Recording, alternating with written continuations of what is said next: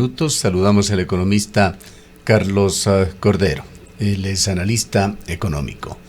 Economista Cordero, bienvenido. Quisiéramos conocer su punto de vista sobre la situación de Ecuador como país dolarizado, la relación y efectos que puede tener cambios en la economía norteamericana, que estuvo la semana pasada en el ojo del huracán.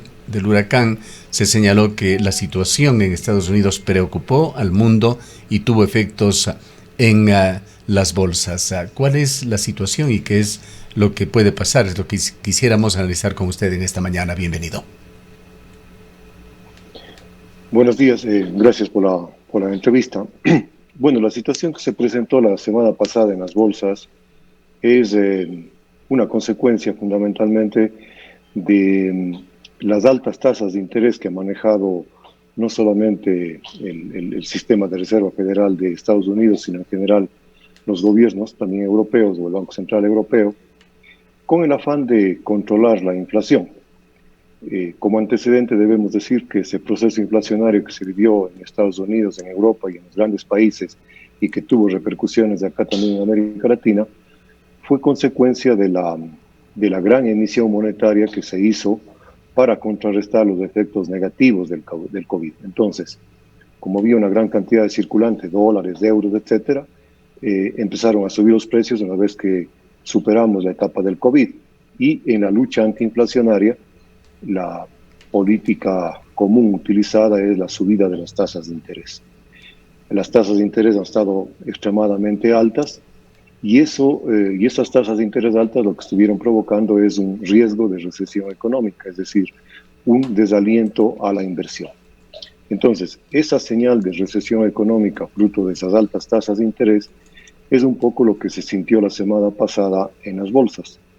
Y en ese sentido, se espera que la Reserva Federal norteamericana en las próximas semanas, en el mes de septiembre, lo que tengan que hacer es una revisión a la baja de la tasa de interés para contrarrestar esas expectativas negativas de recesión económica.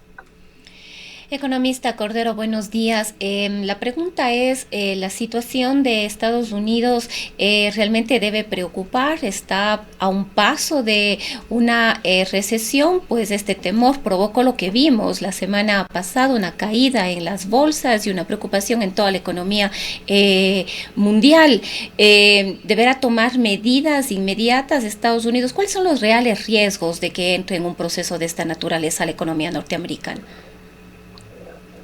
Bueno, de lo que se ha podido revisar, no es que estemos al borde de una recesión inmediata, sino que de seguir con las tasas altas de inflación, obviamente hay un desaliento para la inversión y eso podría provocar una recesión. Entonces, lo que ocurrió en las bolsas, más que una señal de recesión inmediata, podría ser tomada como una señal de aviso a las autoridades monetarias de Estados Unidos particularmente, de que tienen que hacer una revisión a la baja en las tasas de interés.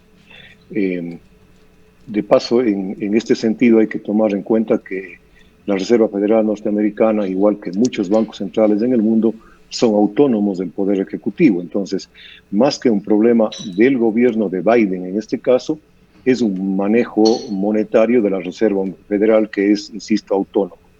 Y en ese sentido creo yo que más que una señal de alerta inmediata de que va a entrar la recesión, es una señal que va dirigida hacia la Reserva Federal norteamericana para que tome medidas y contrarreste la subida en las tasas de interés. Más allá de la, llamemos la independencia de la Reserva Federal, que es una institución sin duda que tiene características en ese sentido, de que toma sus propias decisiones, el electorado en los Estados Unidos endosa finalmente la situación económica al gobierno de turno, y hoy Estados Unidos está en elecciones. Uno de los temas que se comentan es que los precios en los Estados Unidos han subido en promedio un 20% desde que asumió el poder Joe Biden, y este es uno de los temas en discusión.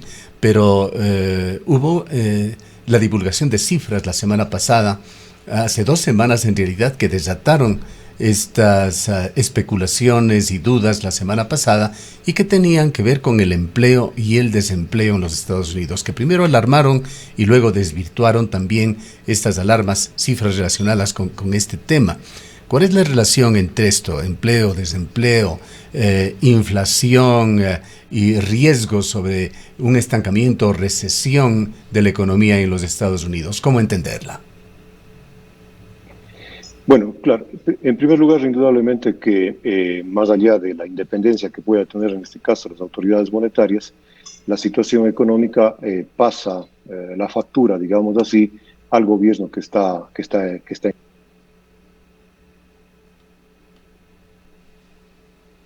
Al parecer tenemos un pequeño corte en la conexión con el economista Carlos Cordero. Vamos a intentar recuperar esta conexión de internet con nuestro entrevistado. Estamos analizando la situación de la economía norteamericana y hablaremos también, por supuesto, de los impactos que esto podría tener en la economía de países como Ecuador. Vamos a tener unos instantes de paciencia, rogamos a nuestros oyentes para tratar de continuar con este diálogo que puede darnos luces sobre qué y cómo puede ser afectado Ecuador por lo que pasa allá en los Estados Unidos. En cuanto a la disminución de las tasas de interés por parte de la Fed, esto podría traer ciertos beneficios, beneficios a Ecuador, así han opinado algunos analistas. Un primer beneficio se relacionaría con el costo del financiamiento. Los créditos en el exterior podrían volverse más accesibles para Ecuador, para el sector público, también para el privado, lo que podría desencadenar un efecto que finalmente llegue también a créditos más baratos para el consumidor. Hemos recuperado la señal con el economista Carlos Cordero. Disculpas a nuestros oyentes, son temas relacionados con la Internet. Estábamos escuchándole en su explicación, economista Cordero, esta relación con la política norteamericana y la economía, con los sucesos sobre los cuales ya hemos puesto en el marco de discusión.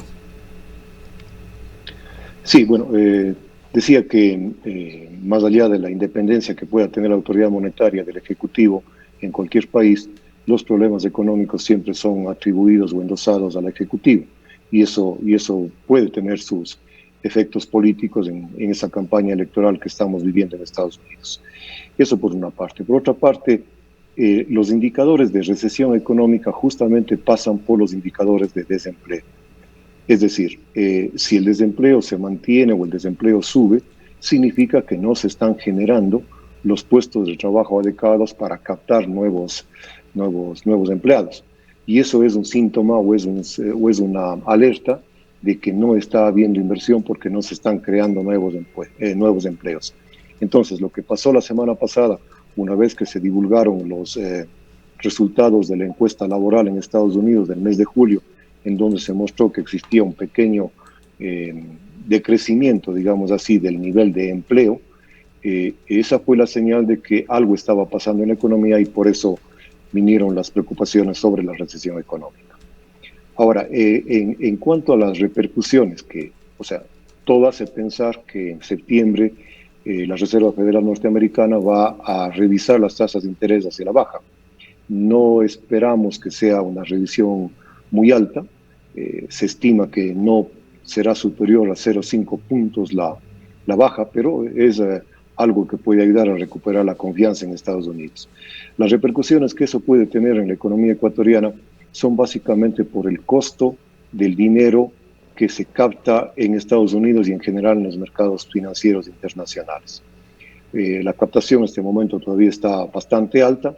En algo puede ayudar, sobre todo aquellos créditos ya contratados en donde la tasa de interés está atada a esta tasa referencial de Estados Unidos. Algo puede aliviar porque bajaría entre 0,25 y 0,5 puntos la tasa de interés de los préstamos o de los créditos que se tiene contratados con los mercados internacionales. Ahora, economista Cordero, uno de los temas que convoca el interés de los países como Ecuador es qué efectos podría tener o puede tener todo esto en nuestras economías, o qué es lo que puede pasar. De todas maneras, cualquier cosa que pase en la economía norteamericana tiene un impacto en el mundo. Bueno, en caso de que, por ejemplo, Estados Unidos entrara en un proceso de recesión, o las economías grandes entraran en un proceso de recesión, los efectos serían totalmente negativos. En primer lugar, el efecto negativo sería para todos aquellos trabajadores que están en Estados Unidos o que están buscando ir a Estados Unidos para conseguir trabajos. Los Si hay migrantes. esta recesión, si hay esta recesión, las fuentes de trabajo serían totalmente menores y por lo tanto nuestros migrantes, llamémosle así, tendrían muchas dificultades en conseguir empleo allá. En segundo lugar, si es que existe recesión económica, eso afectaría, digamos así, nuestras exportaciones hacia Estados Unidos o hacia los países en recesión, porque la demanda en esos países se vería disminuida y por lo tanto nuestros productos de exportación también verían disminuida su capacidad de compra. En cuanto al costo del dinero en Ecuador, ¿qué efectos puede tener esta situación? En los últimos tiempos han venido subiendo los intereses, tanto activos como pasivos, en Ecuador. Eh, no hay en el caso ecuatoriano, si bien somos dolarizados, pero no hay una relación directa entre el costo del dinero internacional y el costo del dinero en el Ecuador.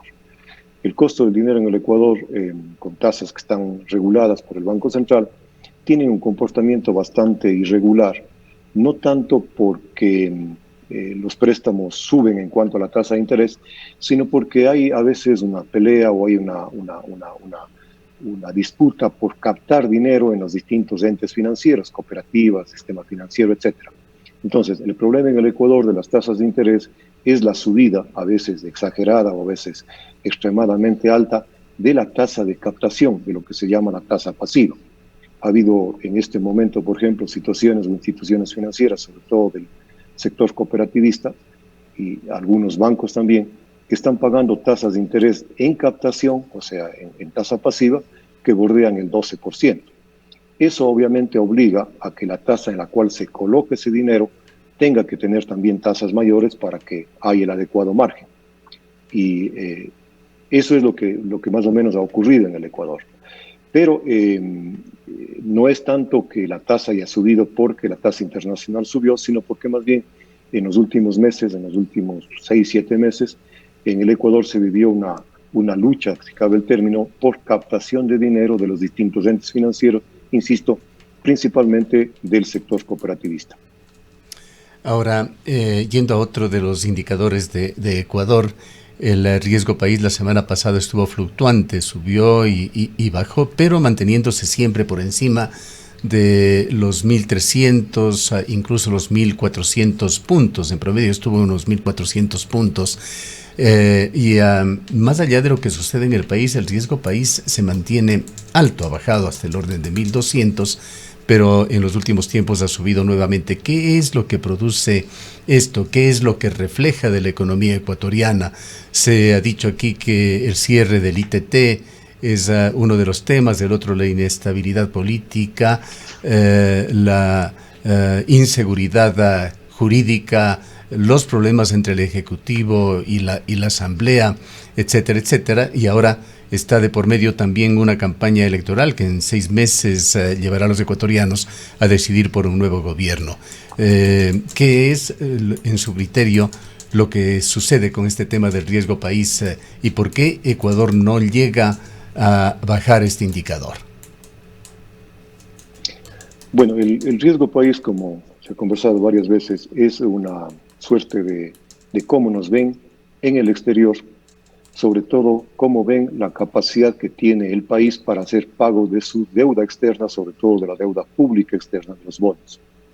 Entonces, los problemas fundamentalmente de las finanzas públicas, los problemas que tienen que ver con la recaudación de ingresos del Estado para que pueda tener capacidad de honrar o de pagar esa deuda externa, son las preocupaciones que seguramente existen en el mercado financiero internacional y por eso el riesgo país está fluctuando a veces a la baja, pero a veces al alza, pero como usted decía, manteniéndonos o bordeando un nivel promedio del 1.400 puntos. O, visto de otra manera, el Ecuador se está siempre entre, bueno, el primer país no, pero entre el segundo y el tercer puesto de los países más riesgosos, llamemos así, de América Latina.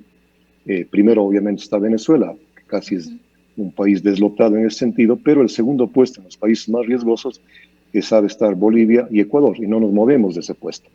Pero insisto, esa es una percepción desde fuera, que ven que la situación económica en el país no es saludable, sobre todo el tema fiscal, y por eso tienen dudas de la capacidad de pago de esa deuda externa.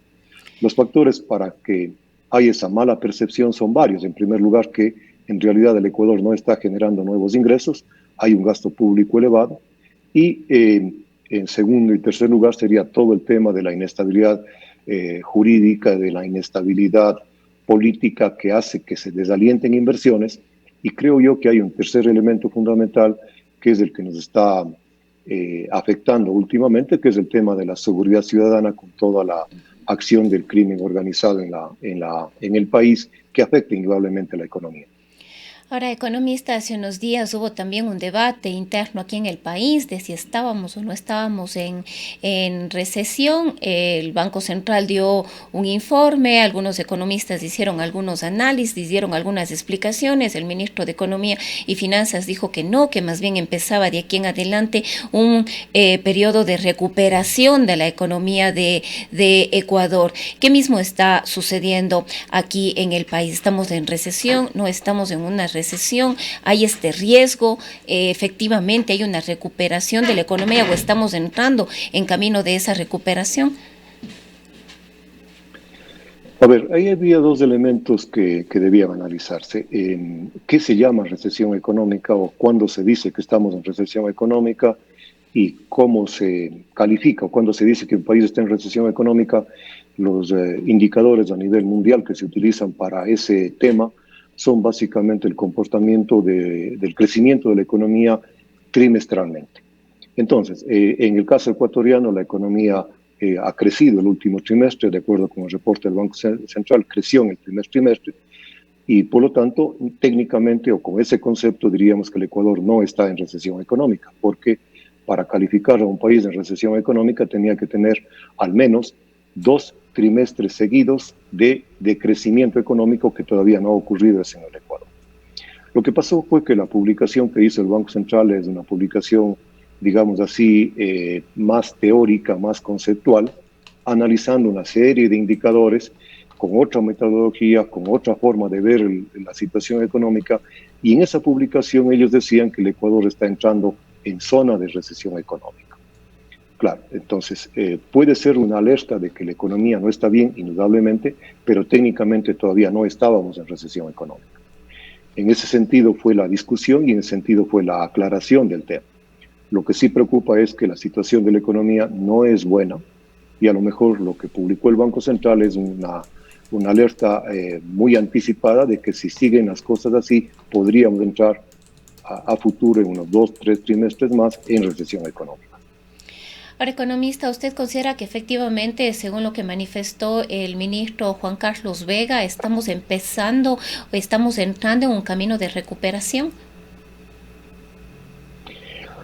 Yo creo que ahí sí tenemos que distinguir lo que es el asunto técnico del asunto político, y ahí incluso la intervención del Banco Central, del gerente del Banco Central, fue una intervención bastante política y no técnica. No creo que este momento los indicadores de lo que esté ocurriendo nos puedan asegurar que el Ecuador está entrando en una recuperación económica. Más bien todo lo contrario, creo yo que la economía está en un estancamiento económico. Entonces, como el discurso del gobierno, como la promoción que hace el gobierno dentro de esta pre-campaña o campaña electoral es de que la economía se ha recuperado plenamente, con una serie de cifras sueltas que sueltan por ahí. Entonces, la declaración del ministro de Economía y la declaración del gerente del Banco Central, que rompió con esa autonomía que debe tener, era alinearse en ese discurso del gobierno que no necesariamente, en mi criterio, es lo que está ocurriendo. O sea, la economía no está boyante en el caso ecuatoriano, la economía, más que en un proceso de recesión, diríamos que está en un proceso de estancamiento, con expectativas de crecimiento muy bajos que no llegan ni siquiera al 1%, y por lo tanto, si bien la economía no estaría en recesión, pero la economía estaría en estancamiento. Ahora, estos anuncios también que ha dicho el ministro de Economía y Finanzas sobre esta reducción, importante reducción, ha dicho el ministro, de la brecha fiscal. Entendemos que todavía le falta a Ecuador algunos miles de millones para poder salir este 2024. Sin embargo, estos no son algunos indicios de que al menos la macroeconomía se está estabilizando. No necesariamente, porque si bien el déficit puede ser cubierto de cualquier manera con financiamiento o con atrasos o con no ejecución del presupuesto, pero hay que medir a futuro. O sea, si esa corrección de este año sirve para todos los años, estaríamos recuperándonos. Pero si no hay una corrección definitiva, si el próximo año igual vamos a tener problemas, vamos a tener un déficit, vamos a tener que empezar a buscar cómo llenar el hueco, eso significa que no estamos bien.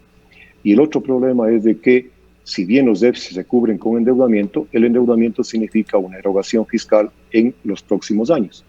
Y por lo tanto, lo que puede hoy día ser solución para cubrir el déficit fiscal en algunos años más puede ser una causa de mayor financiamiento, porque se necesitan nuevos recursos para pagar esos endeudamientos.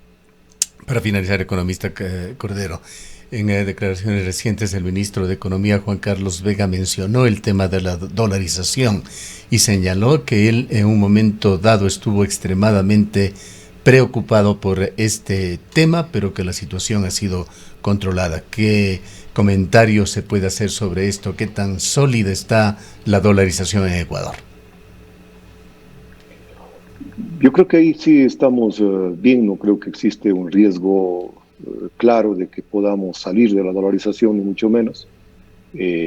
Mientras no exista una crisis fiscal aguda, imposible de solventar el gasto público, podríamos decir que la dolarización está por muy buen camino. No creo que exista yo este rato riesgos fuertes que atenten contra la estabilidad del sistema monetario ecuatoriano. Bien, le agradecemos mucho por habernos acompañado. Gracias a ustedes.